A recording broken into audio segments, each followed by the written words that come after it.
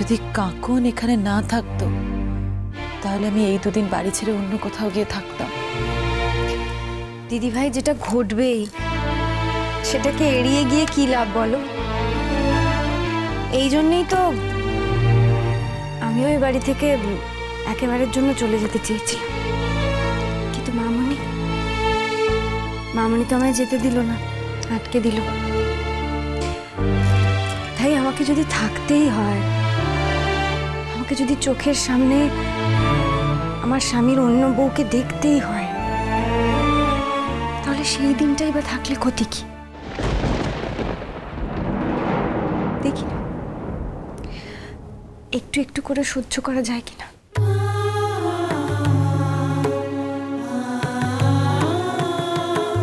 তোমার না অনেক দোষ আছে কাকুন, তোমার অনেক দোষ আছে। তুমি যখন এত কষ্ট পাচ্ছ তখন তুমি কেন ছেড়ে দিলে তোমার অধিকার? তখনই আমি পই পই পই পই করে বারণ করেছিলাম যে নিজের অধিকারখানা ছাড়িসনি, সইখানা দিসনি। দেখেছিস তো আমার জীবনখানা কি হয়েছে। হ্যাঁ, নিজের অধিকারখানা ছেড়ে দিয়ে এখন লোকের কাছে নিজের পরিচয়খানা দিতে পারিনি। জোর করে বলতেছি যে আমি সইয়ের ব্যাপার মানিনি, কিন্তু তা বললে কি হবে বল দেখিনি? হ্যাঁ, ওই খাতা কলমটাই তো হলো গিয়ে আসল, ওটাই তো আসল কথা বলে। এই যে ছুটকি এত তর পায়, কেন তর পায়? ওই খাতা কলম সইয়ের জোর আছে বলে। আমার তো সেটা নেই কো, আমি শুধু চেচ্ছেই মরে যাই। এই জন্যই তোকে হাজারবার বলেছিলাম যে মা সই দিসনি, নিজের অধিকারটা ছাড়িসনি, অধিকারটা রাখ।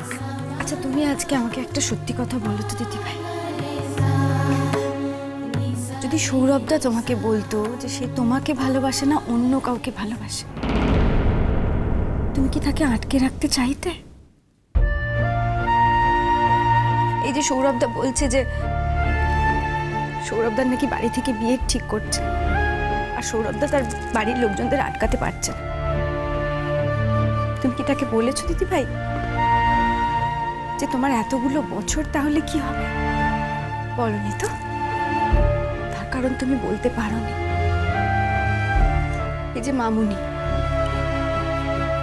বাবা যখন মামুনিকে ছেড়ে চলে যেতে চেয়েছিল, ওই মামুনি তো তাকে আটকায়নি,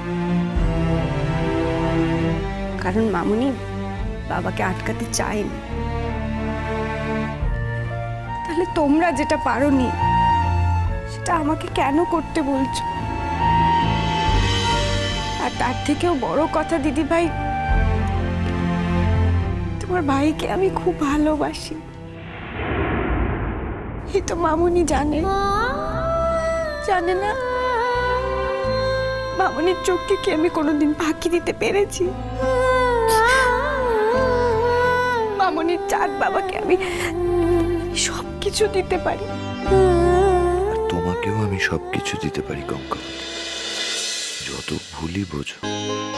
আর তো একটা দিন আমি জানি এবার আমাদের সমস্ত ভুল বোঝাবুঝির অবসান হবে, আর এবারই সেটা হবে।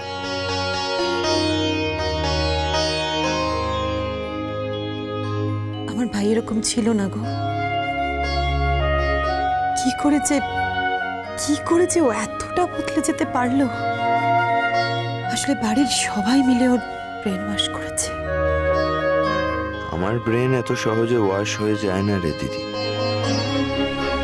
আমি আশ্চর্য হয়ে যাচ্ছি, এবারের একটা লোক আমাকে ঠিক করে চিনতে পারল না, চেনার চেষ্টাও করল। সবাই আগে থেকেই ধরে নিল যে আমি খারাপ, আমি যা করছি তা অন্যায় করছি। এই ভরসা সবার আমার উপর। ওই চাঁদ বাবাকে আমি কত কোলে পিঠে করে মানুষ করেছি। হ্যাঁ, চাঁদ বাবাকে যখন বুকে নিয়ে চাঁদ বাবা বলে ডাকতুম, তখন মনে হতো সত্যি সত্যি আমি চাঁদকে বুকে পেয়েছি। এখন ভাবি ভুল করেছি আমি, কার সঙ্গে আমি কার তুলনা করেছি। ও মামুনি, বলছি আমাদের তো এবার কাজে বেরোতে হবে, তা আমি বলছি কি, তোমার যদি শরীরটা খারাপ লাগে তুমি আজকে যেও না, আমি চলে যাই, তুমি আজকে একটু বিশ্রাম নাও। না না না না বাপু, আমি যাব, আমার শরীর যথেষ্ট ভালো আছে। আর এই অবস্থায় আমি তোমাকে একা কখনোই ছাড়বো না, আমি তোমার সঙ্গে যাবো। চলো দেখিনি, রেডি হয়নি, চলো। ও মা গো, ও ভগবান। মামনি,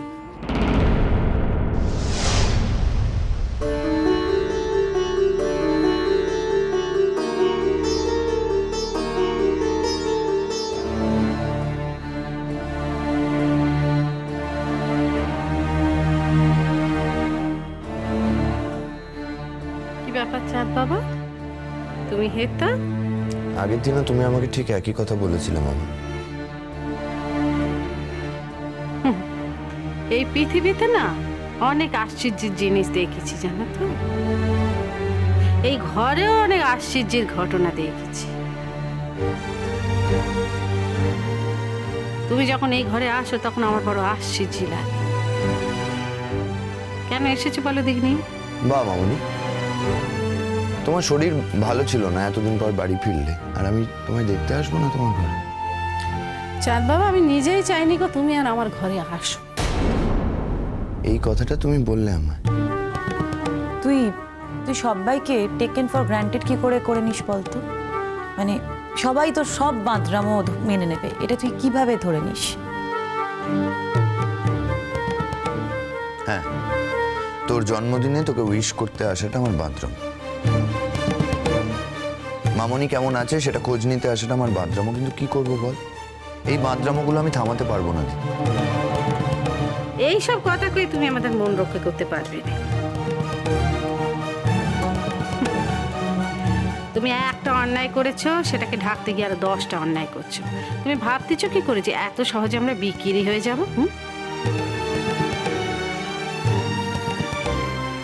তোমার বাপে একই অন্যায় করেছিলেন 25 বছর, তার সঙ্গে সুমুখে ডায়রে ভালো করে কথা কইনি, বুঝেছো? তিনি যদি অসুখে না পড়তেন বাকি জীবনটাও কথা কইতম নি।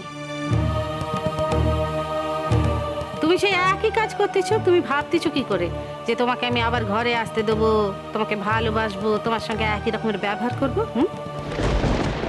তার মানে বাড়ির ছেলের থেকেও একজন বাইরের মেয়ে তোমাদের কাছে বড় হলো, তাই তো?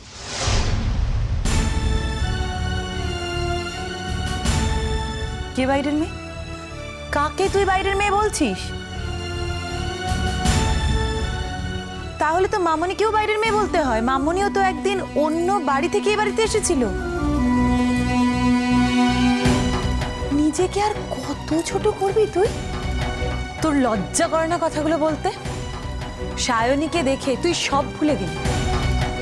এত সহজে তুই সায়নীর কাছে বিক্রি হয়ে যেতে পারলি? বাড়ির যে লোকগুলোকে তুই পছন্দ করতিস না, যাদের প্রত্যেকের ওপর তোর রাগ ছিল, শেষ পর্যন্ত তাদেরকেই তুই জিতিয়ে দিলি তো? প্লিজ দিদিভাই, দিদিভাই তোমরা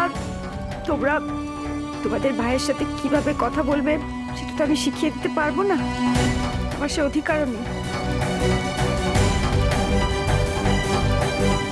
তোমরা আমার সামনে বারবার এই ভিক্ষা পাত্রটা তুলে ধরো না দিদিভাই, আমার খুব অপমানে লাগে। তুমি তো একটা মেয়ে দিদিভাই, মামনিও একটা মেয়ে। তোমরা মেয়ে হয়ে আরেকটা মেয়েকে এরকম ভাবে অপমান কেন করছো? তোমরা যতবার আমাকে সামনে দাঁড় করিয়ে এই কথাগুলো বলো, ততবার আমার মনে হয় যে তোমরা আমাকে অপমান করছো।